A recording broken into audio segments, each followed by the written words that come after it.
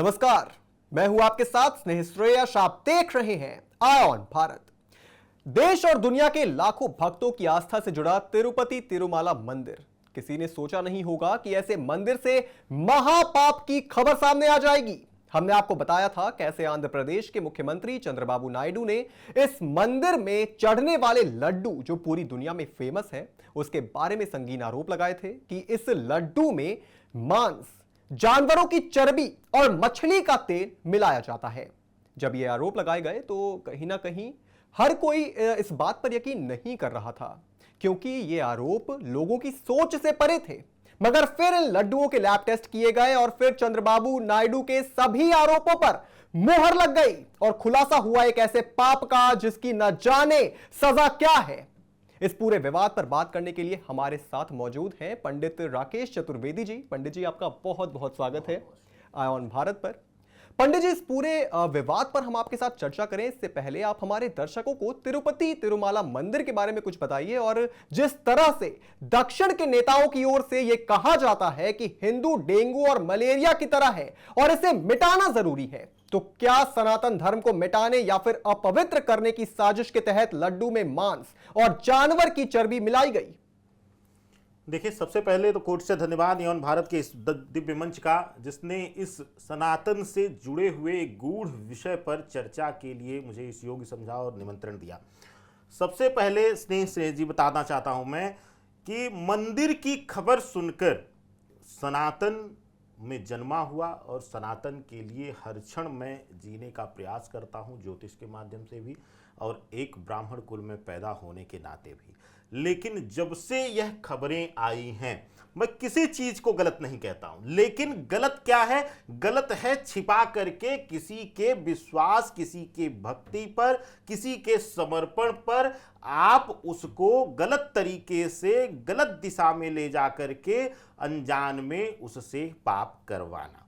यानी कि वहां जो भी सनातनी जाता है वह यह सोच कर जाता है कि यह सनातन का मंदिर है, यह मेरे इष्ट का, यह मेरे पूजनीय का स्थल है और यहां जो भी कुछ भी मिलेगा वह शुद्धतापूर्ण मिलेगा।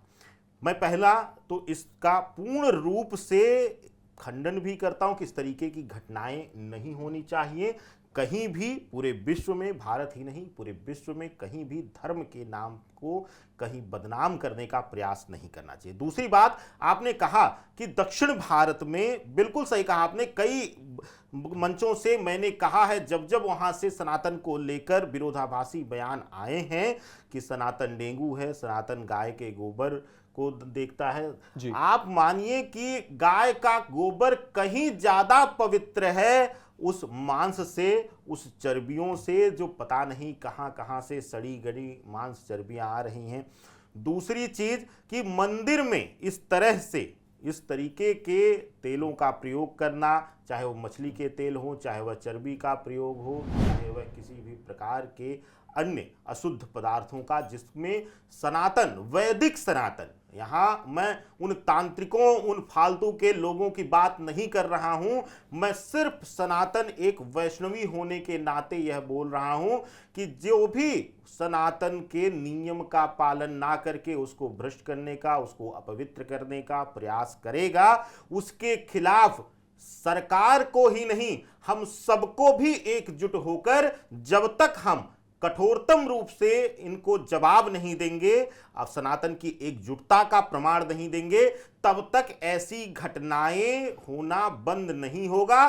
तब तक मार्केट में भी इसी तरीके से घी बिकते रहेंगे कि यह पूजा की है, इसको खाने योग्य नहीं है। अब सोचिए, जो पूजा के योग्य है वह खाने योग्य क्यों नहीं होगा? बल्कि हमारे सनातन में तो कहा जाता है कि यह पूजा के लिए रखा है, इसको खाने के लिए प्रयोग मत करें क्योंकि यह अशुद्ध हो जाएगा, यानी कि उसको साफ हाथों से ही स्पर्श करिएगा। तो अगर बाजार में हो रहे इन सब खेल पर जब तक नियंत्रण नहीं होगा, जब तक धड़ल्ले से बिक रहे घी के नाम पर, शुद्ध गाय देसी घी के नाम पर मांस चर्बी को गला करके बेचना बंद नहीं होगा, जब तक सरकार इस पे कठोरतम कदम नहीं उठाएगी, तब तक ऐसी घटनाएं खुलेआम होती रहेंगी। और उसका एक मुख्य कारण है, हम तब तक नहीं सुधार करते जब तक किसी चीज पर हमें कठोरतम दंड नहीं मिलता है। जब तक हम उसके लिए कठोर दंडित नहीं होते हैं तब तक हमारे मन में ग्लानि नहीं होती। हम भारतीय हैं, हम उठ करके एक रेड लाइट से चालान कटवा करके दूसरे पर फिर बिना हेलमेट पहुंच जाते हैं। तो हमारा स्वभाव ऐसा है। तब तक हमें दंड नहीं मिलेगा तब तक हम सुधार नहीं करेंगे।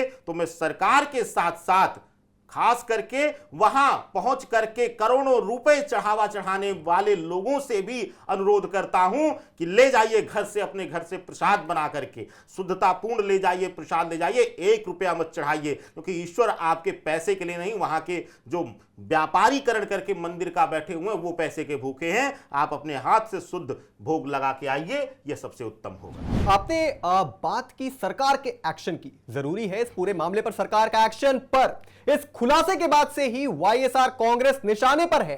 पंडित जी, आप सबसे पहले हमारे दर्शकों को विस्तार से बताइए कि कितना बड़ा रोल हो सकता है इस तरीके के पाप में एक राजनीतिक पार्टी का।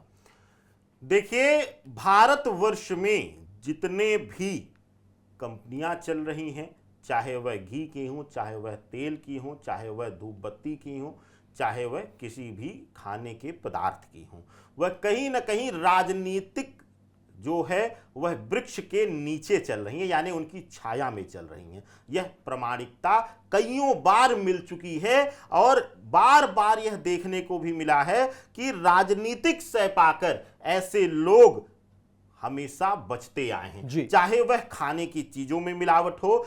मैं आपसे स्नेह जानना चाहता हूं, मैं आपसे भी यह प्रश्न करता हूं, आप लोग तो मीडिया के एक से जुड़े हुए हैं और लोगों को जोड़ने का, लोगों को सच दिखाने का काम करते हैं। हर वर्ष होली और दिवाली पर लाखों टन जो है मिलावटी जो है खोया या मिलावटी खाद्य पदार्थ मिठाइयां मिलती हैं, क्या बंद हो रही हैं? बिल्कुल नहीं। क्यों? क्योंकि वह कुछ रुपए दे करके वहां से निकल जाते हैं और उस नाम को बंद करके दूसरे नाम से अपनी वही जहर की दुकान चलाने लगते हैं। तो चाहे वह वहां की लोकल पार्टियां हो, चाहे वहां के राजनेता हो, हर एक इंसान वहां पर बराबर जिम्मेदार है इस पाप में। और इनसे पहले ये सब तो लोभी हैं, ये सब तो राजनेता लोभ के पीछे ही घूमता है। लेकिन मैं तो कहना चाहता हूं कि क्या वहां के महंतों, पुजारियों, वहां के लोगों की अंतर आत्मा मर चुकी थी जो कि ऐसे कृत्य किए हैं? क्या उनको इस बात की खबर नहीं थी? क्या उस मंदिर प्रशासन को खुल करके अब तक उन लोगों का, उन कंपनियों का जो वहां पर सप्लाई दे रही थी, चाहे वह घी का हो या किसी चीज का हो, क्या उनको अब तक खुल करके विरोध नहीं करना चाहिए था? मुझे लगता है किसी प्रकार का वक्तव्य अभी खुल करके इस पर किसी ने देने का कष्ट तक नहीं किया है कि वहां पर सनातन का खुलेआम अपमान हो रहा है, हमारे वैष्णवी धर्म का अपमान हो रहा है। ऐसे तो अनेकों बार आप वहां पर खबरें सुनते हैं। यह वही मंदिर है जो आए दिन जो है किसी न किसी विवाद का शिकार रहता है। किसी के दर्शन को लेकर विरोध किया जाता है, किसी के वहां पर प्रवेश को लेकर विरोध किया जाता है। क्या इंसान उससे ज्यादा अपवित्र है कि वहां पर मांस और चर्बी का प्रसाद बना करके लोगों की आस्था, लोगों के विश्वास का हनन किया जा रहा है?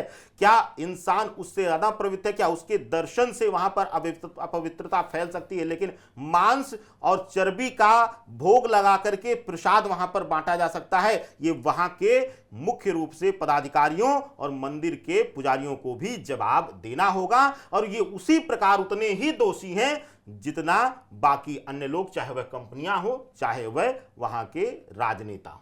पंडित जी, ये जो खुलासा हुआ, ये हुआ भी कह सकते हैं भक्तों के कारण ही, क्योंकि भक्त जो वहां आए दिन आते हैं, अमूमन आते हैं, उनको जो काफी सालों से आ रहे हैं, उन्हें उस लड्डू का टेस्ट पता है। उन्होंने ही शिकायत की कि जिस तरह का लड्डू पहले यहां पर मिला करता था, उस तरह का लड्डू अब यहां पर नहीं मिल रहा है, इसके स्वाद में काफी अंतर है। और मैं हमारे दर्शकों को बता दूं कि इससे पहले जो घी भगवान के लड्डू बनाने के लिए इस्तेमाल किए जाते थे, वो नंदनी नाम की ब्रांड सप्लाई करती थी, जिसमें कोई शिकायत नहीं आती थी। आज तक, जब तक उस कंपनी ने सप्लाई की है, तब तक कोई शिकायत नहीं आई। लेकिन पिछले साल जगन रेड्डी की सरकार में 5 डेयरी फर्मों को घी के सप्लाई का ठेका दिया गया था, जिसके बाद यह शिकायत पाई गई। तो क्या आपको इसके पीछे कोई साजिश दिखती है पंडित जी? क्या जानबूझकर इस तरह के पाप को अंजाम दिया गया है?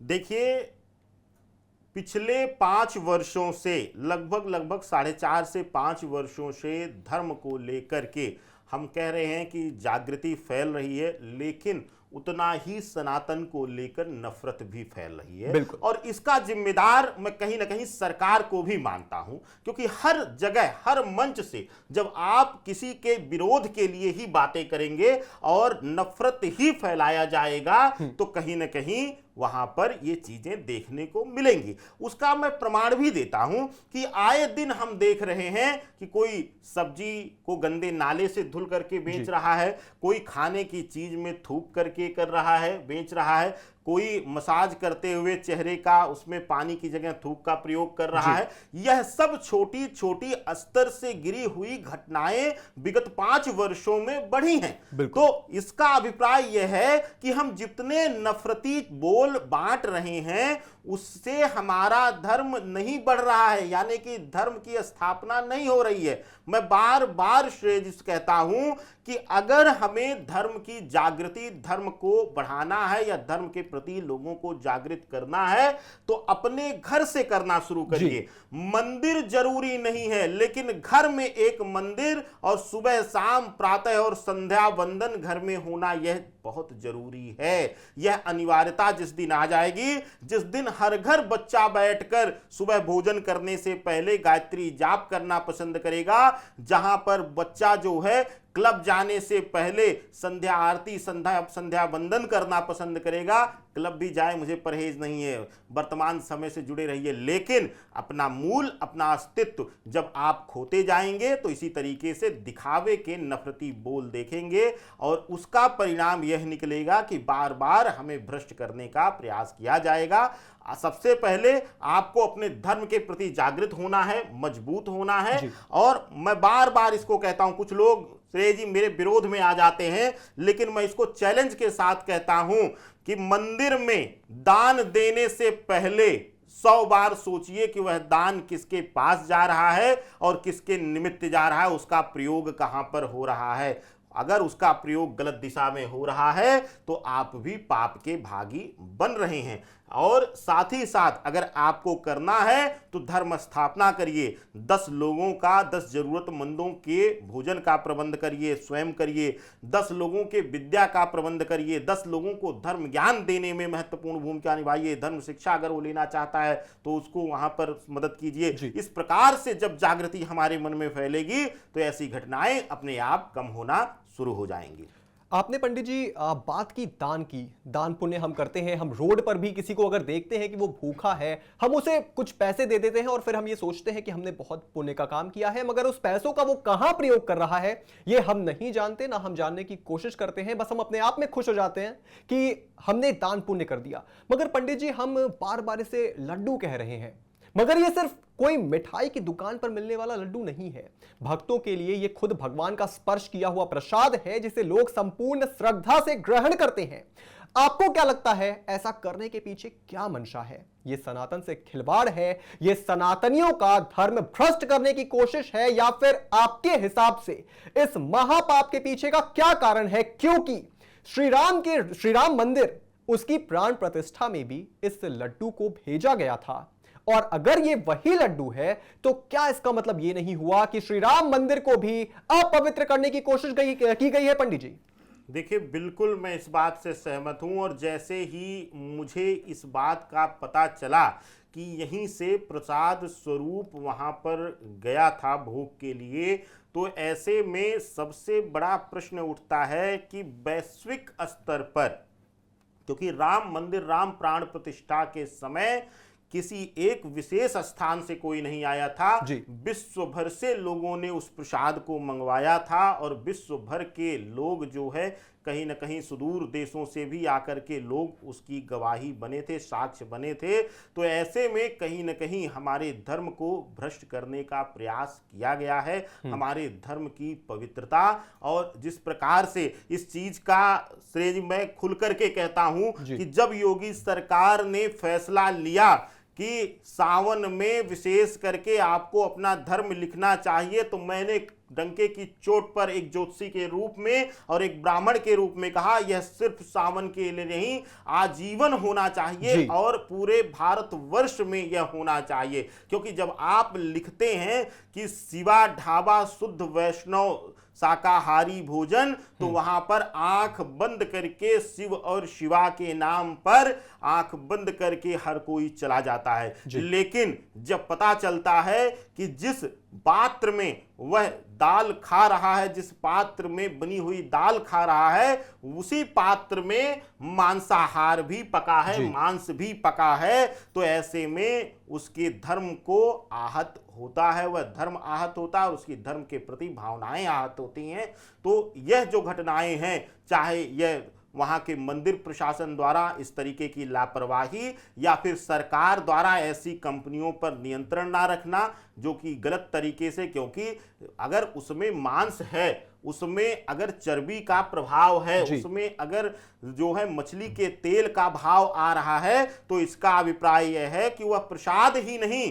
कुछ लोग हमारे सनातन में इतने कट्टर हैं अपने धर्म को लेकर के कि वह तो बिना वस्त्र जो है स्नान किए हुए और कर करके उसके बाद वह बिना वस्त्र भोजन पकाते हैं, यानी सिर्फ अंग वस्त्र एक रहता है उनके शरीर पर और वह भोज पकाते हैं, क्योंकि वस्त्र अशुद्ध हो जाता है ऊपरी शरीर पर। तो ऐसे में वो इस तरीके का अगर बर्ताव करते हैं, तो ऐसे में यह घी सोचिए कि कुछ मात्रा ही इसकी मंदिर में आ रही होगी, इसकी तो बड़ी मात्रा बाजार में खुलेआम लोगों का धर्म भ्रष्ट ही कर रही होगी। तो ऐसी अवस्था में वहां की सरकार अगर ना कदम उठाए तो केंद्र सरकार को, क्योंकि केंद्र सरकार भारतवर्ष में हर एक राज्य में रहने वाले लोगों के धार्मिक भावनाओं के लिए जिम्मेदार है, और अगर वह आहत होती हैं तो खुल करके इस पर कठोर कदम उठाना चाहिए। केंद्रीय सरकारी जो यूनिट्स हैं, जो उससे संबंधित विभाग हैं, उनको खुल करके इस पर कठोरतम कदम उठाना चाहिए। जी पंडित जी, और जैसा कि आपने दुकानदारों के बारे में जिक्र किया, कई ऐसे लोग हैं, मैं ये नहीं कहता कि सभी वैसे हैं, मगर कई ऐसे लोग हैं हमारे समाज में भी जो जब मंदिर के बाहर किसी फूल वाले को देखते हैं, वहां पर वो QR स्कैन करते हैं, फिर वो देखते हैं कि वो किसी विशेष धर्म या किसी हिंदू धर्म से किसी और धर्म का वो इंसान है, उसका नाम वहां पर आ रहा है, तो वो फूल माला वो खरीदने से हिचकते हैं, और शायद यही कारण है। मगर ये जो विवाद है, लैब टेस्ट रिपोर्ट आने के बाद भी भक्त दो हिस्सों में बटे हुए हैं। भक्तों का एक बड़ा तबका है जो ये मानता है कि ये आरोप सही है और इस पे कार्रवाई होनी चाहिए, मगर कुछ भक्त अभी भी मानते हैं कि ये सब झूठ है और लड्डू में ऐसी किसी भी चीज की मिलावट नहीं की गई है। आप उन भक्तों के लिए क्या कहेंगे पंडित जी? ये सिर्फ उनका भोलापन है या फिर कुछ और? क्योंकि योगी आदित्यनाथ जो उत्तर प्रदेश के मुख्यमंत्री हैं, वो कई मंच पर जाकर बार बार ये कहते हैं कि बटोगे तो कटोगे, और इस तरह के जो कृत्य सामने आते हैं, मगर फिर भी हिंदू जो है वो बटा हुआ दिखाई देता है। अगर इतने संगीन आरोप पर भी हिंदू बटा हुआ है तो ये सही है क्या? ये हिंदुओं की कमजोरी नहीं है? देखिए, मैंने आपको कहा कि कुछ परिवर्तन जो हैं, मूलभूत परिवर्तन जो हैं, हमको अपने आप से भी लाना पड़ेगा। अब क्यों बटा हुआ है, क्यों दो हिस्सों में यहां पर सनातनी है, उसका कारण भी हमारा सामान्य जीवन है, यानी कि हमारे सामान्य जीवन में हो रही घटनाएं हैं। मेरे पास कई लोग आते हैं कुंडली विश्लेषण के लिए। जब मैं कहता हूं कि मांसाहार मत करिए, स्वेच्छा से इसको त्यागिएगा, मैं विरोध करके नहीं बोल रहा हूं, ना मैं आप पे दबाव दे रहा हूं, तो उनका कहना होता है गुरुजी शनिवार छोड़ देते हैं, शनिदेव से भय है, बाकी दिनों नहीं। क्यों? बाकी दिनों में ईश्वर क्या धरा छोड़ देते हैं? तो ये वही लोग हैं जो शनिवार को और मंगलवार को मांसाहार अवॉइड कर करके बाकी दिनों में खूब खाते हैं और उसको कहते हैं कि मैं पवित्र हूं और मैं सनातन के जो है नियम का पालन कर रहा हूं। ये वही लोग हैं, ये ऐसा वही लोग बंटवारा कर सकते हैं। जबकि जब लैब टेस्ट रिपोर्ट आ चुकी है, प्रामाणिकता आ चुकी है, तो ऐसी अवस्था में वही विरोधी लोग हैं जो अंधे होकर के कुछ भी धर्म के प्रति बोल दिया जाए और सिर्फ खड़े होकर चिल्ला करके गाली देने में विश्वास रखते हैं, एक माला गायत्री उनसे नहीं हो सकती है। ये वही लोग विरोधाभास में आ सकते हैं जो अपने सनातन के नियम का पालन नहीं करेंगे या अपने सनातन के बारे में नहीं जानेंगे, दूसरे के धर्म पर कहेंगे अरे वाह जी, इसमें तो खाना खाते समय भी नमाज पढ़ने का या प्रार्थना करने का विधान है। लेकिन उनको पता ही नहीं है कि हमारे सनातन में हर एक क्रिया करने के पीछे मंत्र लिखा हुआ है और हर एक क्रिया से पहले पूजन का विधान लिखा हुआ है। तो ये वही सनातनी बटे हुए हैं जो कि अपने ही धर्म को अच्छी तरीके से नहीं जानते हैं या धर्म से अभी तक जुड़ ही नहीं पाए हैं। तो सनातनी हमेशा बटा था, बटा रहेगा। और योगी आदित्यनाथ ने जो कहा वह बिल्कुल प्रमाणिक है। मैं बार बार कहता हूं कि जाति आधार पर मत बटिए जी। जाति आधार पर भेदभाव धर्म से मत करिए कि नहीं मैं ब्राह्मण नहीं हूं, मैं क्षत्रिय हूं तो मैं आज बृहस्पतिवार को भी मांसाहार करूंगा या नवरात्र में भी मैं मांसाहार करूंगा। मैं शूद्र हूं तो मैं मुझे नहीं मतलब है सनातन से, मैं हर दिन मांसाहार करूंगा। नहीं, कोई ब्राह्मण, कोई क्षत्रिय, कोई शूद्र नहीं। बार बार मैं बोल चुका हूं कि अगर मैं वेद मंत्रों का पाठ नहीं कर रहा हूं, संध्या वंदन नहीं कर रहा हूं तो मैं ब्राह्मण नहीं हूं। मैं शूद्र से भी बदतर हूं, ब्राह्मण कुल में पैदा होकर के भी। और अगर कोई क्षत्रिय कुल में पैदा हुआ है और अगर वह स्त्री का अपमान कर रहा है, स्त्री के सम्मान का हरण कर रहा है, तो वह अपने आप को क्षत्रिय नहीं कह सकता है, वह सबसे नीचतम स्तर पर आ जाता है, उसकी तुलना सबसे नीच स्तर पर की जाती है। तो ऐसी अवस्था में हमें सनातनियों को एकजुट होना चाहिए। हमें, मैंने बार बार कहा है, हिंदू शब्द हमें विभाजित करने के लिए दिया गया है कि हम हिंदू हैं, हम मुस्लिम हैं। जब हम सनातनी कहते हैं, किसी भी धर्म का इतिहास 5000 साल 2000 साल से पुराना नहीं मिलता है, लेकिन सनातन का इतिहास करोड़ों वर्ष पहले भी मिलता है। तो इसका अभिप्राय यह है कि धरा पर मानव यानी कि मानव योनि की उत्पत्ति सनातन से हुई है। यानी कि अभिप्राय यह है कि हम सब सनातनी हैं, बस अपने अपने संप्रदाय, अपने अपने प्रकार से पूजा करने का स्वतंत्रता हमें सनातन ने दी हुई है। पहली बात तो हिंदू कहना बंद कीजिए, सनातनी कहिए और देखिए कितना बड़ा बदलाव आना शुरू हो जाता है। तो कुल मिलाकर बात सिर्फ इतनी है कि ये जो पूरा मामला है, ये जो हिंदुत्व है, ये बात कट्टरवाद की नहीं है, ये सिर्फ अपने धर्म की रक्षा की है, ये सिर्फ अपने धर्म के लिए आवाज उठाने की है। ये पूरा मामला जो सामने आया है, इसके पीछे जो भी लोग हैं, इसके पीछे जो भी कार्रवाई होगी, वो सब एक तरफ है। मगर जिन लोगों का धर्म भ्रष्ट हुआ है, जो लोग पूरी तरह से शाकाहारी हैं, जो मांसाहार कभी नहीं कर सकते, अगर उनके मुंह में भी इस तरह की चीजें गई हैं, तो इससे खराब इस देश के लिए, हमारे धर्म के लिए और कुछ नहीं हो सकता है। इस पूरे मामले पर बात करने के लिए, हमारे साथ जुड़ने के लिए बहुत बहुत शुक्रिया पंडित जी। आपको ये वीडियो कैसी लगी दोस्तों, हमें कमेंट करके जरूर बताइएगा। और भी तमाम बड़ी खबरों से जुड़े रहने के लिए आप देखते रहें आय ऑन भारत।